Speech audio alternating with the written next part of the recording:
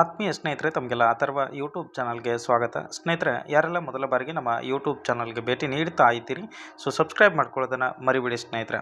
ಹಾಗಾದರೆ ಈ ಒಂದು ವಿಡಿಯೋದಲ್ಲಿ ಮುಖ್ಯವಾಗಿ ಹೈಯರ್ ಎಜುಕೇಷನ್ ಸಿಸ್ಟಮಲ್ಲಿ ಈ ಹಿಂದೆ ಕೇಳಿರ್ತಕ್ಕಂತಹ ಒಂದು ಪ್ರಶ್ನೆಗಳನ್ನ ಇಟ್ಕೊಂಡು ನಾವು ಚರ್ಚೆ ಮಾಡ್ತಾ ಬರೋಣ ಸ್ನೇಹಿತರೆ. ಈ ಪ್ರಶ್ನೆಗಳು ತುಂಬ ಇಂಪಾರ್ಟೆಂಟ್ ಆಗಿರ್ತವೆ. ಇವುಗಳನ್ನ ಸ್ಕಿಪ್ ಮಾಡಲಾರ್ದೆ ನೋಡ್ತಾ ಬನ್ನಿ ಸ್ನೇಹಿತರೆ. ಮೊದಲ ಪ್ರಶ್ನೆಯನ್ನು ತಾವಿಲ್ಲಿ ಗಮನಿಸ್ಬೋದು ಸ್ನೇಹಿತರೆ. ಭಾರತದಲ್ಲಿ ಉನ್ನತ ಶಿಕ್ಷಣಕ್ಕೆ ಸಂಬಂಧಿಸಿದಂತೆ ಜ್ಞಾನ ಆಯೋಗದ ಶಿಫಾರಸನ್ನು ಈ ಕೆಳಗಿನ ಯಾವ ಸಮಿತಿ ಬೆಂಬಲಿಸಿತು ಅಂತೇಳಿ 2023 ಜೂನ್ನಲ್ಲಿ ಕೇಳಿರ್ತಕ್ಕಂತಹ ಒಂದು ಪ್ರಶ್ನೆ ಇದು. ಯಶ್ಪಾಲ್ ಸಮಿತಿ ಅಂತಕ್ಕಂಥದ್ದು ಜ್ಞಾನ ಆಯೋಗದ ಒಂದು ಪ್ರಸ್ತಾಪವನ್ನು ಮಾಡ್ತದೆ, ಶಿಫಾರಸನ್ನು ಮಾಡಿರ್ತಕ್ಕಂಥದ್ದು ಸ್ನೇಹಿತರೆ. ಓಕೆನಾ. ಹಾಗಾದರೆ ನೆಕ್ಸ್ಟ್ ಮುಂದಿನ ಒಂದು ಪ್ರಶ್ನೆಯನ್ನು ಗಮನಿಸ್ತಾ ಬನ್ನಿ. ಭಾರತದಲ್ಲಿ ಸ್ವಾತಂತ್ರ್ಯಾನಂತರದ ಅವಧಿಯಲ್ಲಿ ಉನ್ನತ ಶಿಕ್ಷಣಕ್ಕಾಗಿ ರಚಿಸಲಾದ ಮೊದಲ ಆಯೋಗದ ನೇತೃತ್ವವನ್ನು ವಹಿಸಿರ್ತಕ್ಕಂಥವ್ರು ಯಾರು ಅಂತೇಳಿ ಇಲ್ಲಿ ಪ್ರಶ್ನೆಯನ್ನು ಕೇಳಿದ್ದಾರೆ. ಸರಿಯಾದಂತಹ ಉತ್ತರ ಬಂದಾಗ ಎಸ್ ರಾಧಾಕೃಷ್ಣನ್ ಅಂತಕ್ಕಂಥವ್ರು ಮೊದಲ ಉನ್ನತ ಶಿಕ್ಷಣಕ್ಕಾಗಿ ರಚಿಸಲಾಗಿರ್ತಕ್ಕಂತಹ ಆಯೋಗದ ನೇತೃತ್ವವನ್ನು ವಹಿಸಿರ್ತಾರೆ ಎಸ್ ರಾಧಾಕೃಷ್ಣನ್ ಅವರು. ಇದು ನಿಮಗೆ ಗೊತ್ತಿರಲಿ. ನೆಕ್ಸ್ಟ್ ಅದೇ ರೀತಿಯಾಗಿ ಭಾರತದಲ್ಲಿ ಮೊದಲ ಮುಕ್ತ ವಿಶ್ವವಿದ್ಯಾಲಯವನ್ನು ಯಾವ ವರ್ಷದಲ್ಲಿ ಸ್ಥಾಪಿಸಲಾಯಿತು ಅಂತೇಳಿ ಪ್ರಶ್ನೆಯನ್ನು ಕೇಳಿದ್ದಾರೆ. ಮೊದಲ ಮುಕ್ತ ವಿಶ್ವವಿದ್ಯಾಲಯವನ್ನು ಸ್ನೇಹಿತರೆ 1982ರಲ್ಲಿ ರಚಿಸಲಾಗ್ತದೆ. ಅದು ಯಾವುದು ಅಂತಂದರೆ BRAOU ಅಂತಕ್ಕಂಥದ್ದು. ಭೀಮ್ರಾವ್ ಅಂಬೇಡ್ಕರ್ ಮುಕ್ತ ವಿಶ್ವವಿದ್ಯಾಲಯ ಹೈದರಾಬಾದ್ನಲ್ಲಿ. ಓಕೆನಾ. ಲಾಸ್ಟ್ ಕೇಸೆಟ್ಟಲ್ಲಿ ಕ್ವಶನ್ ಕೂಡ ಇದು ಆಗಿತ್ತು ಸ್ನೇಹಿತರೆ. ನೆಕ್ಸ್ಟ್ ಅದೇ ರೀತಿಯಾಗಿ ಸ್ವಾತಂತ್ರ್ಯ ಪೂರ್ವದಲ್ಲಿ ಕೆಳದರ್ಜೆಯ ಕಾಲೇಜುಗಳನ್ನು ಮುಚ್ಚಲು ಈ ಕೆಳಗಿನ ಯಾವ ಆಯೋಗ ಅಥವಾ ಸಮಿತಿ ಶಿಫಾರಸು ಮಾಡಿತ್ತು ಅಂತೇಳಿ ಕೇಳಿದ್ದಾರೆ. ಸ್ವತಂತ್ರ ಪೂರ್ವದ ಕಾಲದಲ್ಲಿ ಕೆಳದರ್ಜೆಯ ಕಾಲೇಜುಗಳನ್ನು ಮುಚ್ಚಲು ಯಾವ ಆಯೋಗ ಶಿಫಾರಸು ಮಾಡಿತ್ತು ಅಂತಂದರೆ ರೇಲಿ ಆಯೋಗ ಅಂತಕ್ಕಂಥದ್ದು. ಇದು ನಿಮಗೆ ಗೊತ್ತಿರಲಿ ಸ್ನೇಹಿತರೆ, ರೇಲಿ ಆಯೋಗ ಅಂತಕ್ಕಂಥದ್ದು. ನೆಕ್ಸ್ಟು ಜೈನ ಶಿಕ್ಷಣ ತತ್ವಶಾಸ್ತ್ರದ ಮೋಕ್ಷಕ್ಕೆ ಕಾರಣವಾಗುವ 3 ರತ್ನಗಳು ಅಥವಾ ತ್ರಿರತ್ನಗಳು ಅಂತೇಳಿ ಯಾವುದನ್ನು ಕರಿತೀವಿ ನಾವು ಅಂತೇಳಿ ಕೇಳಿದ್ದಾರೆ. ಇಲ್ಲಿ ಸಮ್ಯಕ್ ದರ್ಶನ, ಅದೇ ರೀತಿ ಸಮ್ಯಕ್ ಜ್ಞಾನ, ನೆಕ್ಸ್ಟು ಸಮ್ಯಕ್ ಚಾರಿತ್ರ್ಯ ಅಂತಕ್ಕಂಥದ್ದು ಸರಿಯಾದಂತಹ ಉತ್ತರ ಆಗಿರ್ತದೆ ಸ್ನೇಹಿತರೆ. ನೆಕ್ಸ್ಟ್ ಮುಂದಿನ ಒಂದು ಪ್ರಶ್ನೆಯನ್ನು ಗಮನಿಸ್ತಾ ಬನ್ನಿ.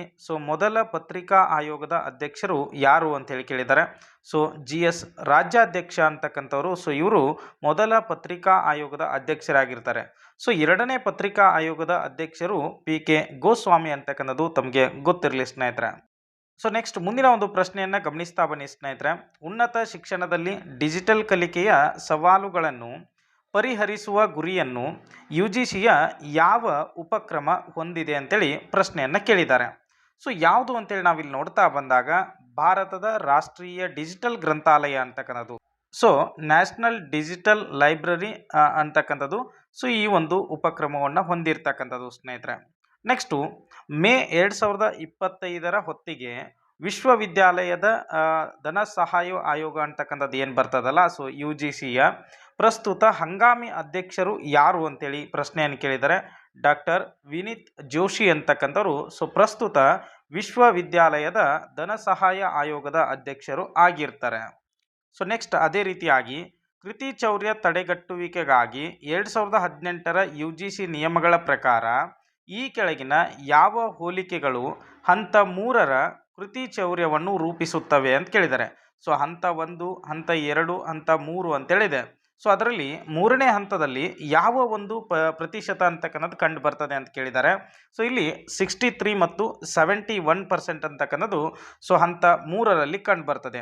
ಅದು ಯಾವುದು ಅಂತೇಳಿ ನಾವಿಲ್ಲಿ ನೋಡ್ತಾ ಬಂದಾಗ UGCಯ ಕೃತಿ ಚೌರ್ಯದ ಮಟ್ಟಗಳು ಅಂತೇಳಿ ಬಂದಾಗ ಸ್ನೇಹಿತರೆ ಹಂತ 1ರಲ್ಲಿ ಹಂತ 0ದಿಂದ 10% ಅಂದಾಗ ಇಲ್ಲಿ ಯಾವುದೇ ದಂಡ ಅಂತಕ್ಕಂಥದ್ದು ಇರೋದಿಲ್ಲ.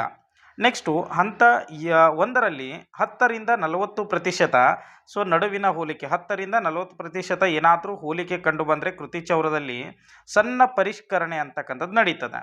ಹಂತ 2ರಲ್ಲಿ 40ರಿಂದ 60% ಏನಾದರೂ ಹೋಲಿಕೆ ಬಂದರೆ ಪ್ರಮುಖವಾಗಿರ್ತಕ್ಕಂಥ ಅಂಶಗಳನ್ನು ಇಲ್ಲಿ ಪರಿಷ್ಕರಣೆ ಮಾಡ್ತಾರೆ. ಹಂತ 3 60ಕ್ಕಿಂತ ಹೆಚ್ಚಿನ ಒಂದು ಹೋಲಿಕೆ ಕಂಡು ಬಂದಾಗ ಆ ಒಂದು ನೋಂದಣಿಯನ್ನು ಏನು ಮಾಡ್ತಾರೆ ಅಂದರೆ ರದ್ದು ಮಾಡ್ತಕ್ಕಂಥದ್ದು ನಾವಿಲ್ಲಿ ಗಮನಿಸ್ಬೋದು. ಹಾಗಾಗಿ 3 ಅಂತ ಕೇಳಿದಾಗ 60 ಅದರ ಅಬೋ ಇರ್ತಕ್ಕಂಥದ್ದು ಎಲ್ಲವೂ ಕೂಡ ಇಲ್ಲಿ ಬರ್ತಕ್ಕಂಥದ್ದು. ಓಕೆನಾ. ನೆಕ್ಸ್ಟು ಉನ್ನತ ಶಿಕ್ಷಣದಲ್ಲಿ ಆಯ್ಕೆ ಆಧಾರಿತ ಕ್ರೆಡಿಟ್ ವ್ಯವಸ್ಥೆಯನ್ನು ಯಾವ ಸಮಿತಿ ಆಯೋಗ ಶಿಫಾರಸು ಮಾಡಿದೆ ಅಂತೇಳಿ ಇಲ್ಲಿ ಪ್ರಶ್ನೆಯಲ್ಲಿ ಕೊಟ್ಟಿದ್ದಾರೆ ಸ್ನೇಹಿತರೆ. ಸೊ ಯಾವುದು ಅಂತಂದಾಗ ಯು ಜಿ ಸಿಯ ಆಡಳಿತ ಮತ್ತು ಶೈಕ್ಷಣಿಕ ಸುಧಾರಣಾ ಸಮಿತಿ ಅಂತಕ್ಕನ್ನೋದು ಸೊ ಆಯ್ಕೆ ಆಧಾರಿತ ಕ್ರೆಡಿಟ್ ವ್ಯವಸ್ಥೆಯನ್ನು ಚಾಯ್ಸ್ ಬೇಸ್ಡ್ ಕ್ರೆಡಿಟ್ ಸಿಸ್ಟಮ್ ಅಂತಕ್ಕಂಥದ್ದು ಸೊ ಇಲ್ಲಿ ಬರ್ತಕ್ಕಂಥದ್ದು ಸ್ನೇಹಿತರೆ. ನೆಕ್ಸ್ಟ್ ಅದೇ ರೀತಿಯಾಗಿ ಈ ಕೆಳಗಿನವುಗಳಲ್ಲಿ ಯಾವುದು ಯು ಜಿ ಸಿಯ ಶಾಸನಬದ್ಧ ಕಾರ್ಯವಾಗಿದೆ ಅಂತೇಳಿ ಕೇಳಿದ್ದಾರೆ. ಸೊ ಯು ಜಿ ಸಿಯ ಶಾಸನಬದ್ಧ ಕಾರ್ಯ ಯಾವುದು ಅಂತೇಳಿ ನಾವು ಇಲ್ಲಿ ಗಮನಿಸ್ತಾ ಬಂದಾಗ ವಿಶ್ವವಿದ್ಯಾಲಯಗಳಲ್ಲಿ ಬೋಧನೆ ಮತ್ತು ಸಂಶೋಧನೆಯ ಗುಣಮಟ್ಟವನ್ನು ನಿರ್ಧರಿಸುವುದು ಮತ್ತು ನಿರ್ವಹಿಸ್ತಕ್ಕಂಥದ್ದು ಯಾವುದು ಅಂತಂದರೆ ಸೊ ಯು ಜಿ ಸಿಯ ಒಂದು ಕಾರ್ಯ ಆಗಿರ್ತದೆ. ನೆಕ್ಸ್ಟ್ ಅದೇ ರೀತಿಯಾಗಿ ಡೀಮ್ಡ್ ವಿಶ್ವವಿದ್ಯಾಲಯದ ಸ್ಥಾನಮಾನಕ್ಕೆ ಅರ್ಜಿ ಸಲ್ಲಿಸಲು ಬಯಸುವ ಸಂಸ್ಥೆಯು ಕನಿಷ್ಠ ಎಷ್ಟು ವರ್ಷದಿಂದ ಅಸ್ತಿತ್ವದಲ್ಲಿ ಇರಬೇಕು ಅಂತ ಕೇಳಿದ್ದಾರೆ. ಸೊ ಕನಿಷ್ಠ 20 ವರ್ಷಗಳ ಅಷ್ಟು ಅದು ಅಸ್ತಿತ್ವದಲ್ಲಿ ಇರಬೇಕು. ಸೊ ಡೀಮ್ಡ್ ವಿಶ್ವವಿದ್ಯಾಲಯದ ಒಂದು ಸ್ಥಾನಮಾನಕ್ಕೆ ಅರ್ಜಿ ಸಲ್ಲಿಸ್ತಕ್ಕಂತಹ ಒಂದು ಸಂಸ್ಥೆ ಸೊ 20 ವರ್ಷಗಳಿಂದ ಅಸ್ತಿತ್ವದಲ್ಲಿದ್ದರೆ ಮಾತ್ರ ಅದಕ್ಕೆ ಡೀಮ್ಡ್ ವಿಶ್ವವಿದ್ಯಾಲಯದ ಸ್ಥಾನಮಾನವನ್ನು ಕೊಡ್ತಾರೆ ಸ್ನೇಹಿತರೆ. ನೆಕ್ಸ್ಟು ಈ ಕೆಳಗಿನವುಗಳಲ್ಲಿ ಯಾವುದು ಯು ಜಿ ಸಿಯ ಜವಾಬ್ದಾರಿ ಅಲ್ಲ ಅಂತೇಳಿ ಕೇಳಿದ್ದಾರೆ. ಸೊ ಯಾವುದು ಅಂತಂದಾಗ ಸೊ ಉನ್ನತ ಶಿಕ್ಷಣ ಸಂಸ್ಥೆಗಳ ಕ್ಯಾಂಪಸ್ಗಳಲ್ಲಿ ಶಿಸ್ತು ಕಾಯ್ದುಕೊಳ್ತಕ್ಕಂಥದ್ದು ಇದು ಯು ಜಿ ಸಿಯ ಜವಾಬ್ದಾರಿ ಅಲ್ಲದೇ ಇರತಕ್ಕಂಥದ್ದು ಸ್ನೇಹಿತರೆ. ಓಕೆನಾ. ಸೊ ಇದು ಗೊತ್ತಿರಲಿ. ನೆಕ್ಸ್ಟ್ ಅದೇ ರೀತಿಯಾಗಿ ಸೊ ಮುಂದಿನ ಒಂದು ಪ್ರಶ್ನೆಯನ್ನು ಗಮನಿಸ್ತಾ ಬನ್ನಿ. ಯು ಜಿ ಸಿಯನ್ನು ಶಿಫಾರಸ್ಸಿನ ಮೇರೆಗೆ ಸ್ಥಾಪಿಸಲಾಯಿತು ಅಂದರೆ ಯಾವ ಒಂದು ಆಯೋಗದ ಶಿಫಾರಸ್ಸಿನ ಮೇಲೆಗೆ ಸ್ಥಾಪಿಸಲಾಯಿತು ಅಂತೇಳಿ ಕೇಳಿದ್ದಾರೆ. ಸೊ ಇಲ್ಲಿ ವಿಶ್ವವಿದ್ಯಾಲಯ ಶಿಕ್ಷಣ ಆಯೋಗ ಅಂತಕ್ಕಂಥದ್ದು ಏನಿದೆಯಲ್ಲ ಸೊ ವಿಶ್ವವಿದ್ಯಾಲಯ ಶಿಕ್ಷಣ ಆಯೋಗದ ಶಿಫಾರಸ್ಸಿನ ಮೇರೆಗೆ ಸೊ ಯು ಜಿ ಸಿಯನ್ನು ಸ್ಥಾಪನೆ ಮಾಡ್ತಾರೆ. ಸೊ ನೆಕ್ಸ್ಟ್ ಮುಂದಿನ ಒಂದು ಪ್ರಶ್ನೆಯನ್ನು ಗಮನಿಸ್ತಾ ಬನ್ನಿ. ವಿಶ್ವವಿದ್ಯಾಲಯ ಅನುದಾನ ಆಯೋಗ ರಚಿಸಿದಂತಹ ಈ ಕೆಳಗಿನ ಯಾವ ಸಮಿತಿಯು ಉನ್ನತ ಶಿಕ್ಷಣದಲ್ಲಿ ಸೊ ಪಬ್ಲಿಕ್ ಪ್ರೈವೇಟ್ ಪಾರ್ಟ್ನರ್ಶಿಪ್ ಮಾದರಿಯನ್ನು ಶಿಫಾರಸು ಮಾಡಿದೆ ಅಂತೇಳಿ ಕೇಳಿದ್ದಾರೆ. ಸೊ ಕೆ ಬಿ ಪವಾರ್ ಸಮಿತಿ ಅಂತಕ್ಕಂಥದ್ದು ಈ ಪಬ್ಲಿಕ್ ಪ್ರೈವೇಟ್ ಒಂದು ಪಾರ್ಟ್ನರ್ಶಿಪ್ಪನ್ನು ಒಂದು ಶಿಫಾರಸು ಮಾಡಿರ್ತಕ್ಕಂತಹ ಸಮಿತಿ ಆಗಿರ್ತದೆ ಸ್ನೇಹಿತರೆ. ಓಕೆನಾ. ಸೊ ಇದಿಷ್ಟೇನಪ್ಪ ಅಂತಂದರೆ ಪ್ರಮುಖವಾದಂತಹ ಪ್ರಶ್ನೆಗಳಾಗಿರ್ತವೆ. ಸೊ ನಿಮಗೆ ತುಂಬ ಉಪಯೋಗ ಆಗ್ತದೆ ಅಂತೇಳಿ ನಾನು ಅನ್ಕೋತೀನಿ. ಸೊ ಎಲ್ರಿಗೂ ಕೂಡ ಧನ್ಯವಾದಗಳು ಸ್ನೇಹಿತರೆ.